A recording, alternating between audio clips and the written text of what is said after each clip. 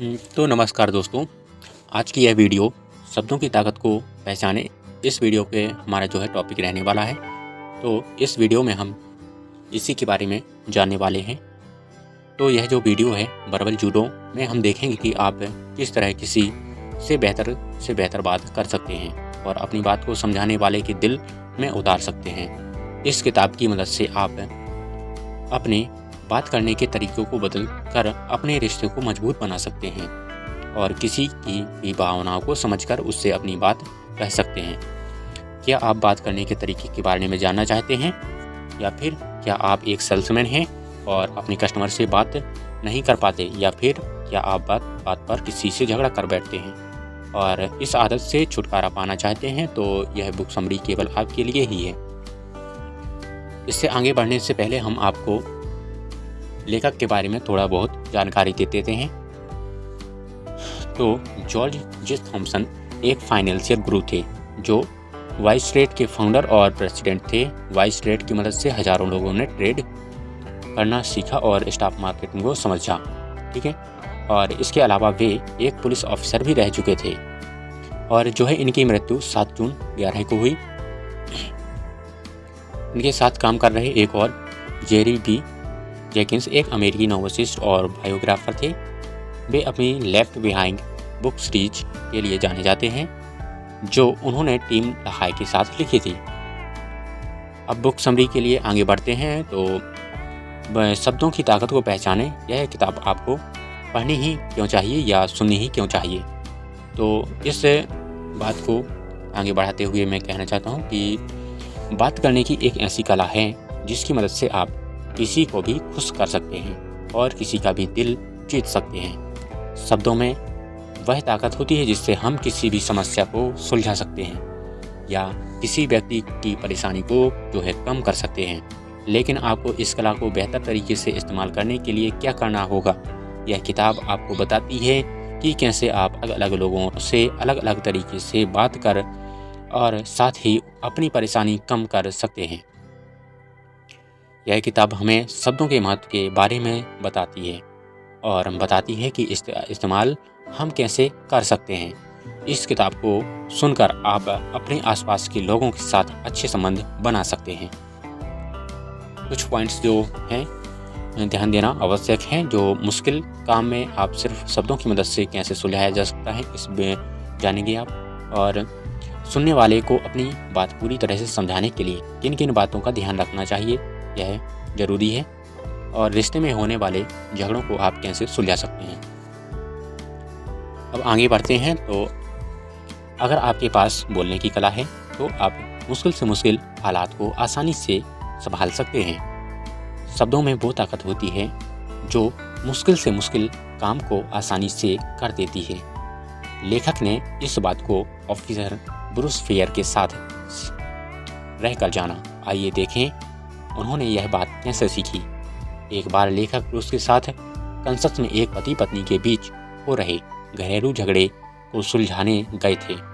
लेखक उस समय बहुत नर्वस थे, लेकिन ब्रूस के साथ होने पर उन्हें थोड़ा अच्छा लग रहा था क्योंकि ब्रूस के पास जो है तजुर्बा था।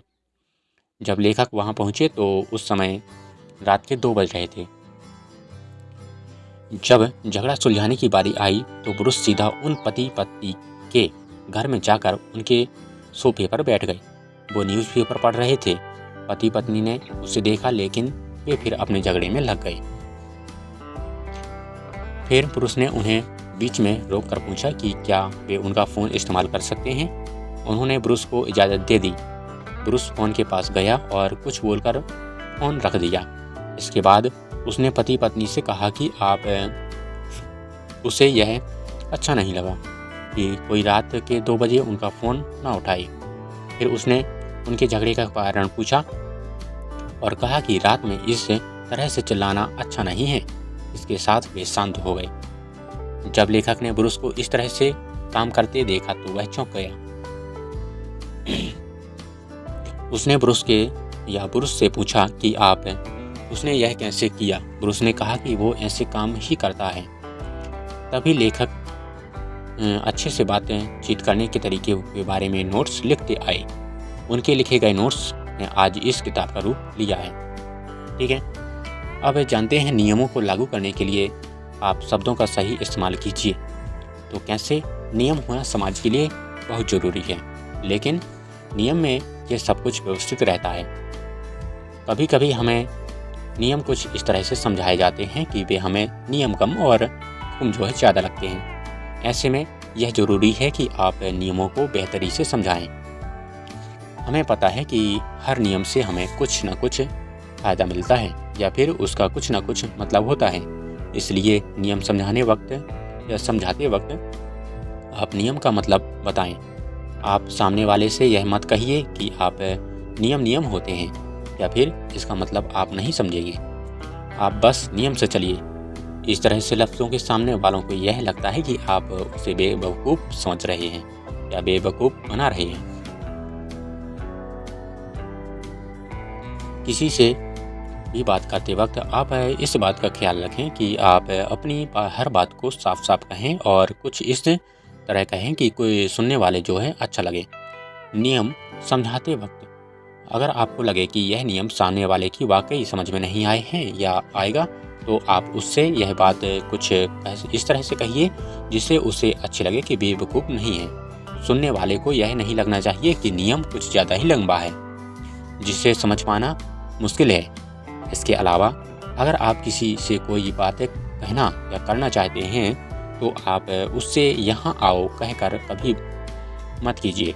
इससे यह लगता है कि आप उसे धमकी दे रहे हैं या फिर उसे लगने लगता है कि उससे कोई गलती की है, भले ही उससे कुछ ना किया हो। आप उससे विनम्रता से पूछिए, क्या मैं आपसे बात कर सकता हूँ? ये बात पुलिस वालों के साथ ही कर किसी को माननी चाहिए। अगर आप किसी को यहाँ आओ कर बुलाते हैं तो यह एक हुक्म जैसा सुनाई देता है। सुनने वालों को यह समझ में नहीं आता वो आपकी बात को क्यों माने। अब आगे देखते हैं, किसी से बात करते वक्त उसकी बात को समझना बहुत ज़रूरी है। जब हम किसी की बात को समझने की कोशिश करते हैं तो हम कुछ ऐसे शब्दों का इस्तेमाल करते हैं जो हमारे दिल से निकलते हैं और सामने वाले के दिल तक जाते हैं। इसलिए अगर आप सामने वालों की बातों या सामने वाले की बात को समझने की कोशिश करेंगे तो आप उससे अच्छे से बात कर पाएंगे। इसका सबसे अच्छा तरीका है कि आप अपने आप को सामने वाले की जगह रख कर देते हैं। रिश्तों में एक दूसरों को समझने के लिए यह तरीका काम करता है। अगर आपका पार्टनर किसी बात से परेशान है तो आप उसकी आंखों में देखने की कोशिश कीजिए। अगर आप बिना समझे कुछ बोलेंगे तो आप उसकी परेशानी कभी हल नहीं कर पाएंगे, क्योंकि आपको परेशानी जो है समझ में ही नहीं आई। समस्या हल करने के लिए समस्या को समझना पहले ज़रूरी है, ठीक है। लेकिन इसके बाद आगे चलते हैं। लेखक को एक बार एक आत्महत्या से रोकने के लिए बुलाया गया। आत्महत्या करने वाला अपने नहाने के टब में बैठकर खुद को बिजली के झटके से मारने की जो है कोशिश कर रहा था। इस हालत में अक्सर लोग आत्महत्या करने वाले को समझने की कोशिश करते हैं कि ज़िंदगी बहुत खूबसूरत है और मरना ठीक नहीं है। लेकिन क्या आपने अपने आप को उसकी ज़िंदगी में रख कर देखा है जिसकी ज़िंदगी इतनी बदसूरत हो चुकी है कि अब उसे जिंदा नहीं रहना। लेखक ने उसे समझाने की कोशिश की। उन्होंने उससे कहा कि इस तरह से खुद को मारना बहुत दर्दनाक हो सकता है और इससे मरने के चांसेस भी बहुत कम हैं। अगर वो चाहें तो वो दूसरे आसान तरीकों से मार सकता है, लेकिन खुद को ऐसा मारना बहुत भयानक होगा। इसका नतीजा यह निकला कि वह अपने टब से बाहर निकल आया। किसी की बात को बीच में काटने के लिए आप कुछ शब्दों का इस्तेमाल कर सकते हैं। वह कैसे, तो आइए जानते हैं। अब अगर आप सामने वाला कोई बात कह रहा है तो उसके बाद बीच में काटना बिल्कुल भी अच्छी बात नहीं है, क्यों? लेकिन कभी कभी हालात ऐसे हो जाते हैं कि सामने वाला जो है लगातार बोलता जाता है। आपको मजबूरी में उसकी बात काटकर अपनी बात कहनी पड़ जाती है। लेकिन इस तरह से किसी बात को काटना नहीं चाहिए, उसे बुरा लग सकता है। इसलिए आपको कोई ऐसा तरीका अपनाना होगा जिससे उसे बुरा भी ना लगे और आपका काम भी हो जाए। इसके लिए आप सामने वाले की बातों को दोहराइए आप उसकी बात को कुछ इस तरह से दोहराइए कि उसकी आवाज़ में कोई भाव ना दिखे।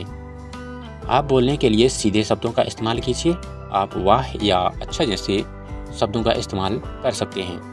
इसके बाद जब वो थोड़ी देर के लिए रुके तब आप उससे अपनी बात शुरू कर दीजिए। अगर आप सामने वालों की बात या सामने वाले की बात को इन शब्दों की मदद से काटेंगे तो उसे लगेगा कि आप उसकी बात को समझ रहे हैं, या इससे उसे बुरा नहीं लगेगा और आप अपनी बात उससे कह सकेंगे। जब सामने वालों को यह लगने लगेगा कि उसकी बात समझ रहे हैं, तब वह भी आपकी बात को समझने की कोशिश करेगा। इससे उसे लगेगा कि आपको सच में उसकी परवाह है। आप उस पर काबू पाकर उससे अपनी बात आसानी से कह सकते हैं इस प्रकार, ठीक है। जैसे अगर आपका पार्टनर आपसे शिकायत करता है तो आप रोज़ कि आप जो है घर लेट आते हैं, तो आप विनम्रता से पूछिए कि क्या आप हर रोज़ लेट आते हैं। अब वो अपने शब्दों को बदल देगा और कहेगा कि आप कुछ दिन लेट आ रहे हैं। अब आप उससे समझाकर कह सकते हैं कि आप कुछ ही दिन लेट क्यों आ रहे हैं। अब जानते हैं अपने बातचीत करने के तरीके को सुधारने के लिए अपनी गलती को पहचानिए। हमारे साथ अक्सर होता है कि अगर कि हम हर बात कोई गलती करते हैं लेकिन उसे सुधार नहीं पाते। हम अक्सर बात करते हैं वक्त जो काम कर बैठते हैं जो हमें नहीं करने चाहिए थे। अपने अंदर की इस कमी को निकालने के लिए आप अपनी गलती को पहचानना सीखिए और यह सीखिए कि गलतियां आपसे हालात में होती हैं। जब हमारे ऊपर किसी चीज़ का दबाव होता है तब हम अक्सर ऐसी गलतियां कर बैठते हैं। इसलिए सबसे पहले आप अपने ऊपर के दबाव से निपटने के रास्ते ढूंढिए। बातें करते वक्त आप जो गलतियां करते हैं आप उन्हें एक नाम दीजिए, उससे आप उन गलतियों को पहचान सकेंगे। एग्जाम्पल कि आप लेखक को लिख दीजिए। जब लेखक किसी को गिरफ्तार करने जाते हैं तो वह व्यक्ति अपनी पहुंच के बारे में लेखक को बताने लगता है। तब लेखक को बहुत गुस्सा आ जाता है और उसे ज़बरदस्ती गिरफ्तार कर लेते हैं। जब सामने वाला व्यक्ति लेखक के यह बातें करता है तो उसकी जान पहचान बड़े बड़े लोगों से है और वो जेल में आसानी से छूट जाएगा। तब लेखक उससे कहते हैं शर्त लगा लो, वो उसे अपनी कस्टडी में ले लेते हैं। लेकिन उन्होंने बहुत जल्द अपनी इस गलती को पहचाना। इसे सुधारने के लिए लेखक ने इस गलती को नाम दिया शर्त लगा लो।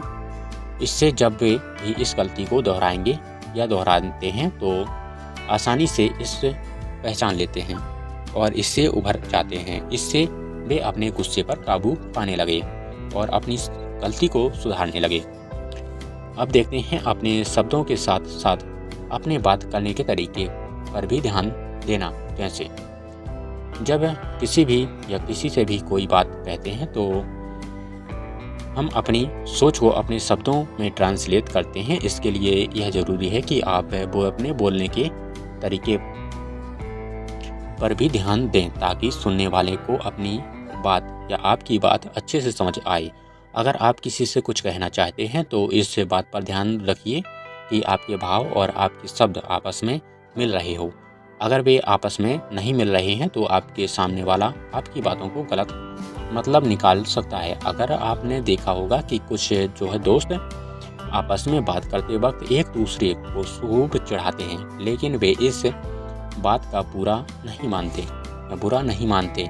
वे इन बातों को दिल पर नहीं लेते।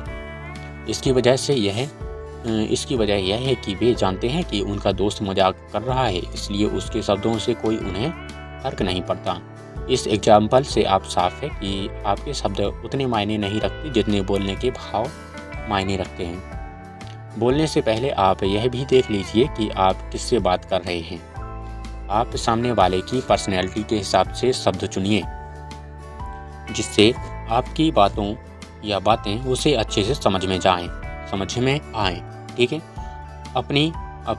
आप अपनी बात को कुछ इस तरह से कहिए कि आप धरती का आखिरी व्यक्ति हैं जो आपका आखिरी शब्द समझ सके।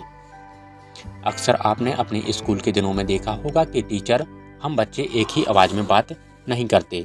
वे तेज बच्चों से दूसरे भाव में और कमज़ोर बच्चों से दूसरे भाव में बातें करते हैं। हालांकि आप इस बात का ध्यान रखिए कि आपके शब्दों से किसी को भी तकलीफ ना हो। आप सबकी इज्जत कीजिए और सबसे अलग तरह से बात कीजिए। दूसरों को समझाकर आप अपने काम को आसान कर सकते हैं। कैसे? अगर आप किसी बच्चे को रोड पर ले जाकर उसे रोड क्रॉस कराना बताएं तो बच्चा अपने आसपास बहुत ध्यान से देखेगा।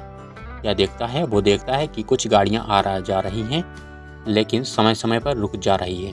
वो यह नहीं समझ पाएगा कि वो गाड़ियां रुक क्यों रही हैं और कब रुक रही हैं।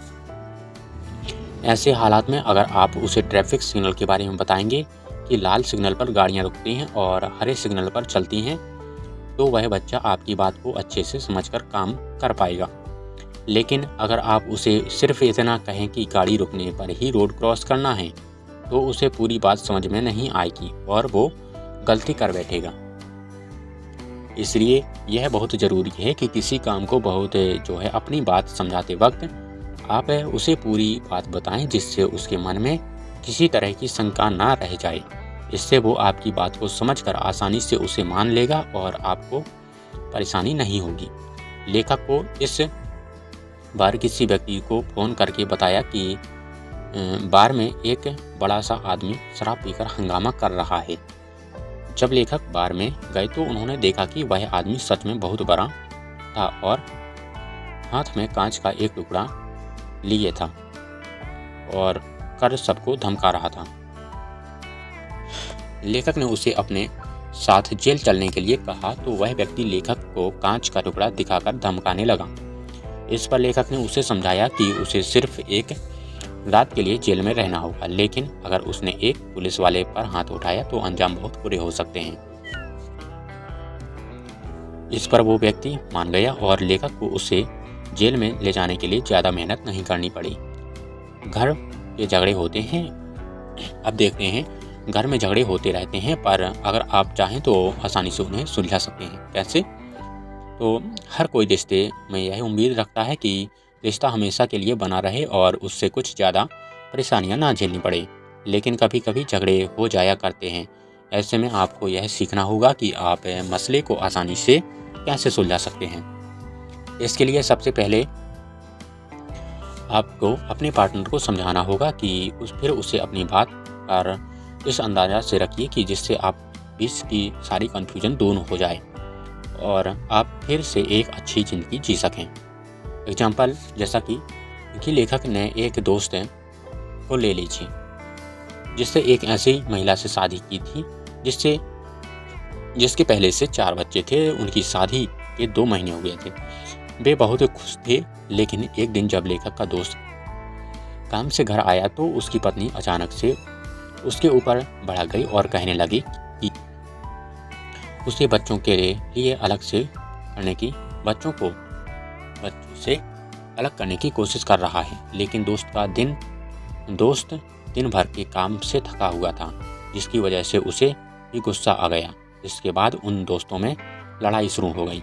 लेकिन अगर लेखक का दोस्त चाहता तो इसका हल पहले ही निकाल सकता था। सबसे पहले उसे अपनी पत्नी को शांत करके उसकी बात को पूरी तरह से समझाने की कोशिश करनी चाहिए थी। इसके बाद उसे अपने पार्टनर से यह सवाल करना चाहिए था कि क्या उसे सच में लगता है कि वो उसे उसके बच्चों से दूर करने की कोशिश कर रहा है। इसके बाद उसी की पत्नी अपने शब्दों पर फिर से गौर करती और अपनी समस्या के बारे में बताती कि उसे ऐसा क्यों लग रहा है कि वो ऐसा कर रहा है। जब उसे इसी असल वजह पता लग जाती तब उसे उसके हिसाब से सफाई देकर सभी कन्फ्यूजन दूर कर सकता था। लेकिन उसने ऐसा नहीं किया, जिसकी वजह से उसे उसके रिश्ते में कड़वाहट पैदा हो गई। तो इस तरह से आप सामने वाले की बातों को समझकर उसकी समस्या तक पहुंचने की कोशिश कीजिए। एक बार आप समझ जाएंगे कि समस्या क्या है, तब आप आसानी से उसका समाधान कर सकते हैं। तो इस बुक समरी से निष्कर्ष निकलता है कि किसी को बेहतर तरीके से समझने अपनी बात समझाना आसान काम नहीं है, लेकिन अपने बात को या आप को सामने वाले की जगह रखकर उसी बातों को ध्यान में रखकर सुनने और उसकी पर्सनैलिटी के हिसाब से शब्दों का इस्तेमाल करके उससे अपनी बात को आसानी से कह सकते हैं। शब्दों की मदद से आप सामने वालों को या सामने वाले की बात समझाकर काम आसानी से करा सकते हैं। इसमें गलत शब्दों का इस्तेमाल करने से बचें। किसी से बात शुरू करने के लिए यह ज़रूरी है कि वह आपकी बात सुने और आपकी तरफ ध्यान दें। उससे ऐसा करने के लिए आपको उसकी इज्जत करनी होगी और उससे यह दिखाना होगा कि आप उसकी परवाह करते हैं। इसलिए आप सामने वाले की पर्सनैलिटी को देखकर उसके लिए शब्दों का इस्तेमाल कीजिए। अगर वह बिन उम्र से आपसे बड़ा है तो उसे पूरे नाम से बुलाइए और साथ ही श्रीमान जैसे शब्दों का इस्तेमाल कीजिए। अगर वह छोटा या आपकी उम्र का है तो उसे उसके नाम से बुलाइए। इसके अलावा कभी किसी से पहचान या उसके रंग या जाति के हिसाब से मत कीजिए, इससे उसे बुरा लग सकता है। दोस्तों या आपके आज जो है बुक समरी कैसी लगी, और अपने दोस्तों के साथ और अपने परिवार वालों और अपने रिलेटेड संबंधित को यह वीडियो अवश्य शेयर करें, जिससे वो भी बात करने के तरीके को समझें। और यह वीडियो जो है लाइक करें और चैनल को सब्सक्राइब करें। मिलते हैं नेक्स्ट वीडियो में। थैंक यू, धन्यवाद।